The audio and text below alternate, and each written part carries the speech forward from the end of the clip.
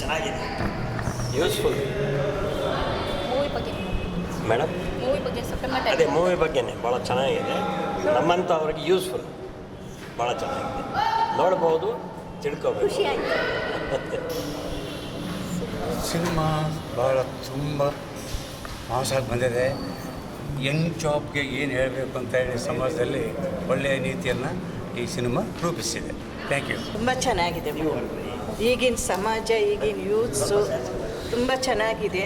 ನೋಡಬೇಕು, ನೋಡಿಬಿಟ್ಟು ಮಕ್ಕಳನ್ನೇ ಆಗಲಿ ಯಾರನ್ನೇ ಆಗಲಿ ಯಾವ ಥರ ಬೆಳೆಸ್ಬೇಕು ಅಂತ ಅನ್ನೋದು ಸಮಾಜಕ್ಕೆ ತಿಳಿಸ್ಬೇಕು. ತುಂಬ ಚೆನ್ನಾಗಿ ನೋಡ್ಕೊಂಡ್ಬಂದು ಇದು ಒಂದು ಒಳ್ಳೆಯ ಮೆಸೇಜ್ ಇದೆ, ಮತ್ತು ಜನಗಳು ಅರ್ಥ ಮಾಡ್ಕೊಳ್ತಾ ಇದ್ದಾರೆ. ಚೆನ್ನಾಗಿದೆ ನೋಡೋಕ್ಕೆ. ಇತ್ತೀಚಿನ ಮೂವಿಗಳ ನಡುವೆ ವಿಚಾರದ ಮೂವಿ ಬೇಕಿತ್ತು ಅದಕ್ಕೆ. ಯಾವ ಥರ ಇದೇ ಏದೇ ನಡೀತಿರೋದೆ, ನಾವೆಲ್ಲ ಅನುಭವಿಸಿರೋದು. ನೆಕ್ಸ್ಟ್ ಜನ್ರೇಷನ್ಗೆ ಗೊತ್ತಾಗ್ಬೇಕು ಅಷ್ಟೇ. ನಮ್ಮದೆಲ್ಲ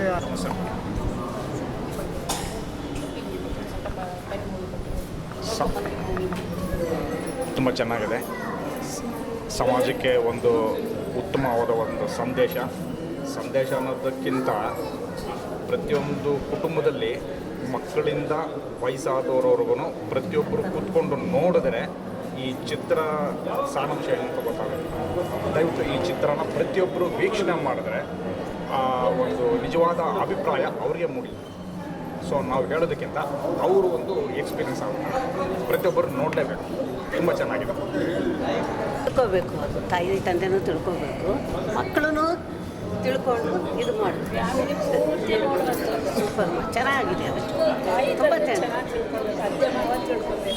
ಹೌದು, ಒಳ್ಳೆ ನ್ಯೂಸ್ ಕೊಟ್ಟಿರೋ ಇದು ಬರುತ್ತೆ, ಒಳ್ಳೆ ಮೆಸೇಜ್ ಪ್ರತಿಯೊಬ್ಬರು ತಲುಪಬೇಕು ಈ ವಿಷಯ. ಎಲ್ಲರಿಗೂ ಚೆನ್ನಾಗಿದೆ. Nice movie ma'am. ಎಸ್ಪೆಷಲಿ ಮಕ್ಕಳಿರೋರು ತುಂಬ ಪ್ರೆಷರೈಸ್ ಮಾಡ್ತಾ ಇರ್ತೀವಿ, ಓದಿ ಓದಿ ಓದಿ ಅಂತ. ಸೊ ಒಳ್ಳೆ ಮೆಸೇಜ್ ಇದೆ. ನೈಸ್ ಮೂವಿ, ಎಲ್ಲರೂ ವಾಚ್ ಮಾಡಬೇಕು, ಬಂದು ವಾಚ್ ಮಾಡಿ. ಈ ಥರ ಮೂವಿ ಸಪೋರ್ಟ್ ಮಾಡಬೇಕು. ತುಂಬ ಚೆನ್ನಾಗಿದೆ, ಭಾಳ ಚೆನ್ನಾಗಿದೆ. ಅದನ್ನು ನೋಡಬೇಕಂತ ಎಲ್ಲ ಫ್ಯಾಮಿಲಿನ ನೋಡಿ. ಮಕ್ಕಳಿಗೆ ಅವ್ರು ಏನು ಮಾಡ್ತಾರೋ ಅವ್ರು ನೋಡಬೇಕು, ತಂದೆ ತಾಯಿ ಅವ್ರಿಗೆ ಎಂಕರೇಜ್ ಕೊಡಬೇಕು.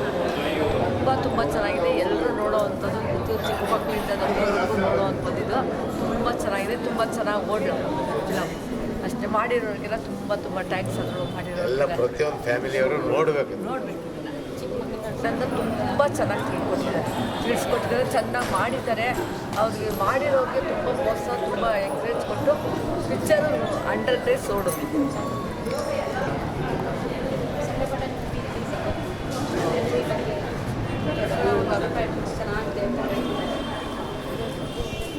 2020 ಈ ಥರ ಮೂವಿ ತುಂಬ ಚೆನ್ನಾಗಿದೆ. ಎಲ್ರಿಗೂ ನಮಸ್ಕಾರ.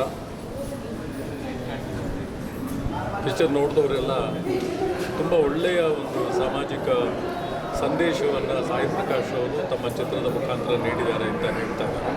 ಭಾಳ ಸಂತೋಷದ ವಿಚಾರ.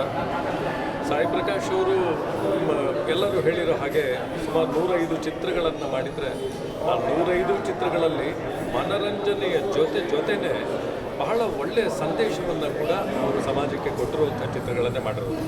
ಜೊತೆಗೆ ಇಡೀ ಕುಟುಂಬ ಕೂತ್ಕೊಂಡು ನೋಡುವಂಥ ಚಿತ್ರಗಳನ್ನು ಅವರು ನಿರ್ದೇಶನ ಮಾಡಿದ್ದಾರೆ. ಈ ಚಿತ್ರದಲ್ಲಿ ವಿಶೇಷ ಏನು ಅಂದರೆ, ಇದು ಬರೀ ಸಂದೇಶ ಅಲ್ಲ, ಈ ಸಂದೇಶ ಪ್ರತಿಯೊಂದು ಮನೆಗೂ ತಲುಪಬೇಕು.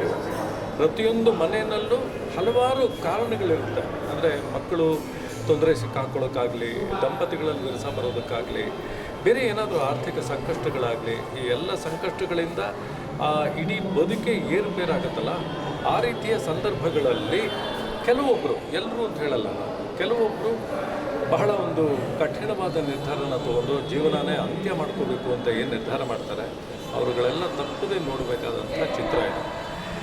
ಸಾವೇ ಎಲ್ಲ ಸಮಸ್ಯೆಗಳಿಗೆ ಪರಿಹಾರ ಅಲ್ಲ ಅಂತ. ಯಾರೋ ಒಬ್ಬರು ಸತ್ತರೆ ಇಡೀ ಕುಟುಂಬದ ಗತಿ ಏನು? ಆ ಸಮಸ್ಯೆ ಹಾಗೆ ಮುಂದುವರಿಯುತ್ತೆ ಹೊರತು ಆ ವ್ಯಕ್ತಿ ಸತ್ತಿದ್ರಿಂದ ಅವತ್ತಿಗೆ ಆ ಸಮಸ್ಯೆ ಮುಗಿದೋಯ್ತು ಅಂತಿಲ್ಲ. ಸಮಸ್ಯೆ ಇನ್ನಷ್ಟು ಉಲ್ಬಣ ಆಗುತ್ತೆ.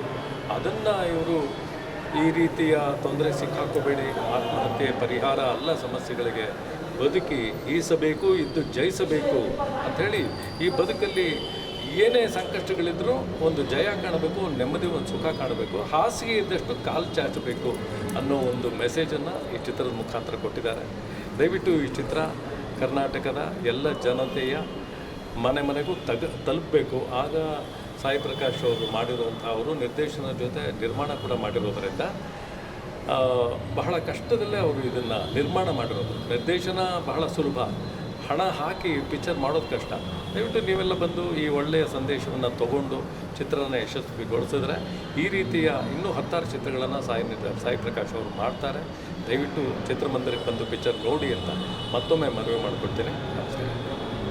ಆತ್ಮಹತ್ಯೆ ದಿನಾಚರಣೆ ಆ ಮೂವಿ ಒಳಗಡೆ ನೀವು ಬಂದು ಮೂವಿ ನೋಡ್ಬೋದು.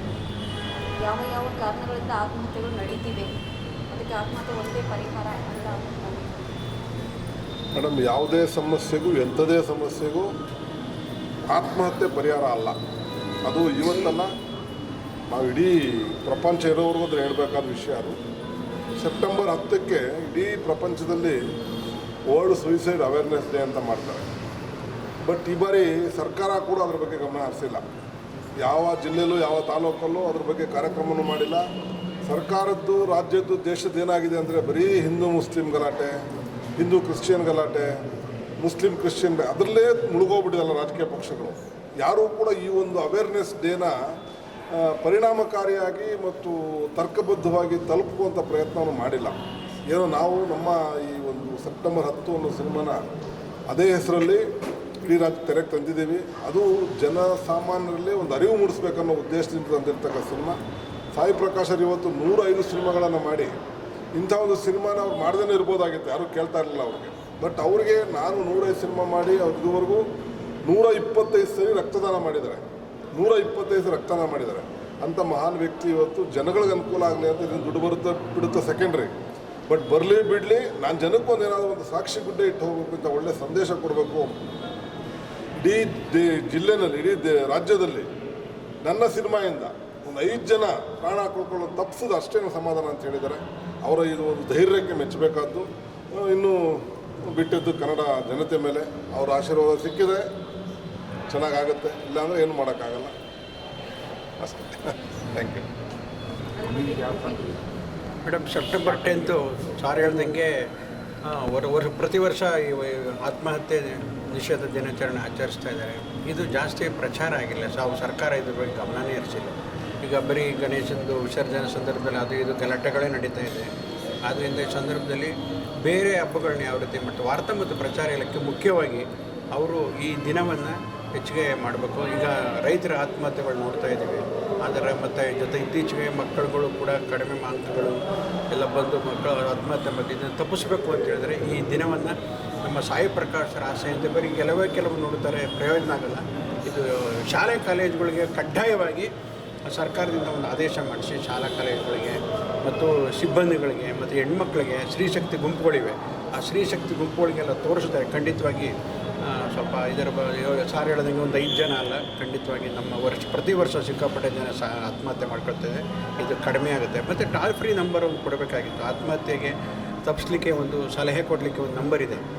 ಆತ್ಮಹತ್ಯೆ ನಿಷೇಧಕ್ಕೆ ಸಲಹೆ ಕೊಡಲಿಕ್ಕೆ ಆ ನಂಬರ್ನೆಲ್ಲ ಸ್ವಲ್ಪ ಪ್ರಚಾರ ಮಾಡಬೇಕಾಗಿತ್ತು ಅಂತ ಹೇಳ್ತಾ ಫಿಲಮ್ ತುಂಬ ಚೆನ್ನಾಗಿದೆ.